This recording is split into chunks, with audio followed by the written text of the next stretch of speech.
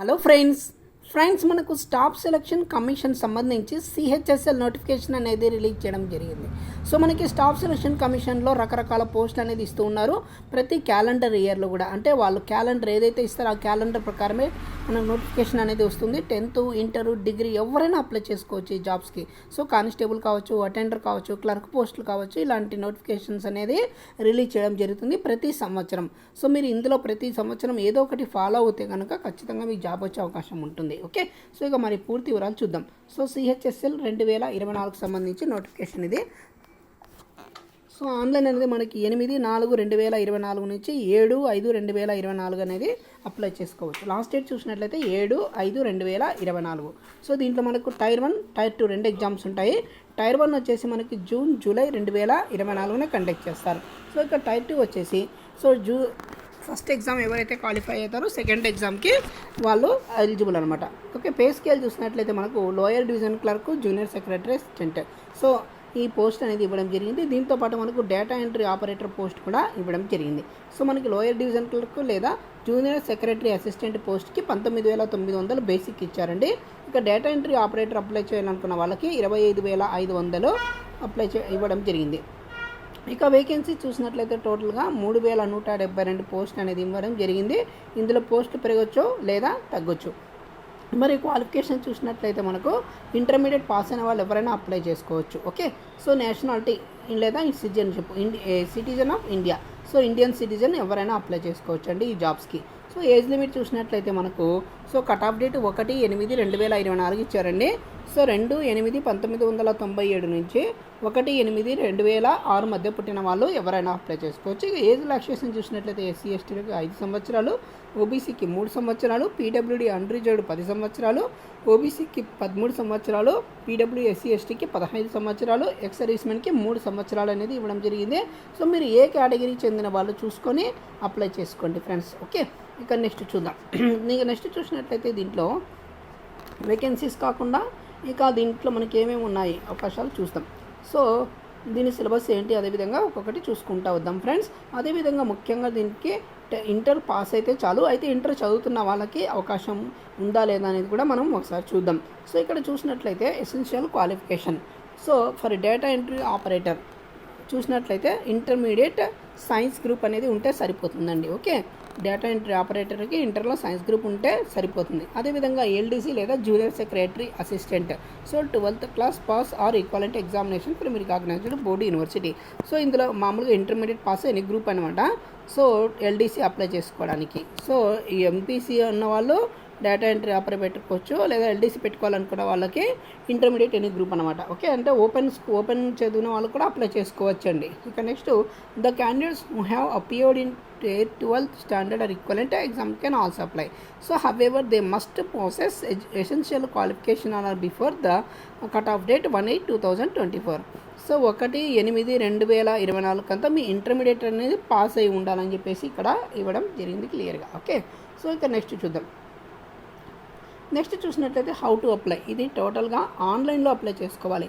So ముందుగా నేను చెప్తున్నానండి, ఆన్లైన్లో అప్లై చేసుకోవడం అంటే సో ముందుగా రిజిస్ట్రేషన్ అనేది చేసుకోవాలి. సో ఇంతకుముందు ఎస్ఎస్సికి రిజిస్ట్రేషన్ వేరే, ఇప్పుడు చేసుకోవాల్సిన రిజిస్ట్రేషన్ వేరే.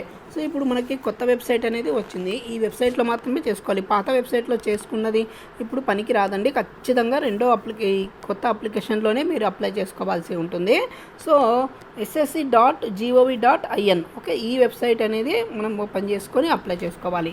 సో ఎవరైతే రిజిస్ట్రేషన్ చేసుకుంటారో ఆ తర్వాత పేమెంట్ కట్టేసి మీరు సెకండ్ పార్ట్ అనేది పూర్తి చేయాలి. ఒకవేళ ఎస్సీ ఎస్టీ అదేవిధంగా మహిళలు అయితే సెకండ్ పార్ట్ డైరెక్ట్గా పూర్తి చేయొచ్చండి, వాళ్ళు ఎటువంటి అప్లికేషన్ ఫీజు పే చేయాల్సిన అవసరం లేదు. సో కాకపోతే ఫస్ట్ అనేది రిజిస్ట్రేషన్ చేసుకున్న తర్వాతనే సెకండ్ పార్ట్ అనేది పూర్తి చేయాలి. ఓకే, ఇక నెక్స్ట్ చూసినట్లయితే ఇక్కడ చూడొచ్చు, candidates are required to upload the scanned signature JPEG image. Okay, అదేవిధంగా applications with blurred photographs or signed will be rejected. Okay, so కాబట్టి స్టూడెంట్స్ అనేది క్యాండిడేట్స్ అనేవాళ్ళు ఫోటో అప్లోడ్ చేసేటప్పుడు సో మనకి గ్లాసెస్ పెట్టుకోకూడదండి, క్యాప్స్ పెట్టుకోకూడదు, ఇలాంటివన్నీ పాటిస్తూ మీరు ఒక ఫోటో అనేది దిగాల్సి ఉంటుంది. అదేవిధంగా సైన్ కూడా బ్లర్ లేకుండా సిగ్నేచర్ మంచిగా అప్లోడ్ చేయాల్సి ఉంటుంది. ఓకే, ఇక లాస్ట్ డేట్ చూసినట్లయితే మనకు 7/5/2024 అనేది ఇవ్వడం జరిగింది ఫ్రెండ్స్.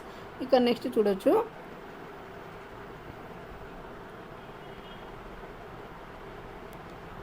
సో ఫ్రెండ్స్ చాలామంది అభ్యర్థులు సో ఫీజు ఎంత ఉంది అని అడుగుతున్నారు. సో ఫీజు వచ్చేసి మనకి 100 రూపాయలు పే చేస్తే సరిపోతుందండి. సో ఎవరైతే ఉమెన్ క్యాండిడేట్స్ లేదా బిలాంగ్స్ టు ఎస్సీ, ఎస్టీ, అదేవిధంగా ఎక్స్ సర్వీస్ మెన్, పీడబ్ల్యూడీ వాళ్ళకు ఎటువంటి ఫీజు పే చేయాల్సిన అవసరం లేదు. సో ఇది ఎలా పే చేయాలంటే మనకు భీమ్ యూపీఐ ద్వారా లేదా నెట్ బ్యాంకింగ్ లేదా Visa, debit card, master card, RuPay card, ఏ కార్డు అయినా మీరు పే చేసుకోవచ్చు. ఓకే, ఇక నెక్స్ట్ ఆన్లైన్ ఫీజు వచ్చేసి మనకు లాస్ట్ డేట్ 8/5/2024 రాత్రి 11 గంటల వరకు పే చేసుకోవచ్చు ఫ్రెండ్స్. ఓకే, ఇక నెక్స్ట్ చాలామంది అభ్యర్థులు అప్లై చేస్తూ ఉన్నారు కానీ మనం చదవడానికి ముందుకు రావడం లేదు. సో మనకు ఫోన్స్ అనేది పక్కన పెట్టేసుకోండి. మీరు అప్లికేషన్ చేసినంత మాత్రాన్ని జాబ్ వస్తుందని అనుకోవద్దు ఫ్రెండ్స్.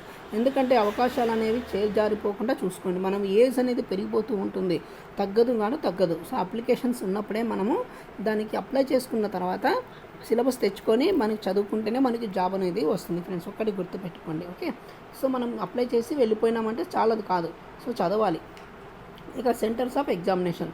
సో మనకి ఏరియాలో మీకు ఏరియా అప్లై చేస్తున్నారో ఆ ఏరియాలోకి సంబంధించిన ఎగ్జామ్ సెంటర్స్ అనేది పెట్టుకోండి. సో ముందు ఎవరైతే పెట్టుకుంటారో వాళ్ళకి దగ్గర వచ్చే అవకాశం ఉంటుంది. మన ఆంధ్రప్రదేశ్కి సంబంధించి చూసినట్లయితే చీరాల, గుంటూరు, కాకినాడ, కర్నూలు, నెల్లూరు, రాజమండ్రి, తిరుపతి, విజయనగరం, విజయవాడ, విశాఖపట్నం, అదేవిధంగా సో పుదుచ్చేరి, ఇంకా నెక్స్ట్ చెన్నై, కోయంబత్తూరు, మదురై, సేలం, తిరుచిరాపల్లి, తిరునెల్వేలి, వేలూరు, హైదరాబాద్, కరీంనగర్, వరంగల్. సో ఇవి రెండు కూడా తెలంగాణ, ఆంధ్రప్రదేశ్, అదేవిధంగా తమిళనాడు, పుదుచ్చేరి రాష్ట్రానికి సంబంధించిన ఎగ్జామ్ సెంటర్స్ అండి. ఓకే, ఇక నెక్స్ట్ మీ సెంటర్స్ అనేది దగ్గర ఉంటే పెట్టుకోండి, దగ్గర పెట్టేసుకోండి. Next scheme of examination. So ఇది టోటల్గా కంప్యూటర్ ఎగ్జామినేషన్ కాబట్టి ఇది 2 టైర్స్ ఉంది. సో 2 టైర్లో ఫస్ట్ టైర్ 1 వచ్చేసి ప్రిలిమ్స్, టైర్ 2 వచ్చేసి మెయిన్స్ అనేది అనుకోవచ్చు మనం. ఓకే, సో 2 టైర్స్ అనేది కండక్ట్ చేస్తారండి. ఇక next scheme of tier 1 examination. So మనకి ఇంగ్లీష్ లాంగ్వేజ్ పైన 25 క్వశ్చన్స్ 50 మార్కులు, జనరల్ ఇంటెలిజెన్స్ 25 క్వశ్చన్స్ 50 మార్కులు, క్వాంటిటీ ఆప్టిట్యూడ్ అంటే బేసిక్ అర్థమెటిక్ స్కిల్ 25 క్వశ్చన్స్ 50 మార్కులు, జనరల్ అవేర్నెస్ 25 క్వశ్చన్స్ 50 మార్కులు అనేది ఇవ్వడం జరిగింది. అంటే టోటల్గా 100 క్వశ్చన్స్ 200 మార్కులు అనేది ఇవ్వడం జరుగుతుంది.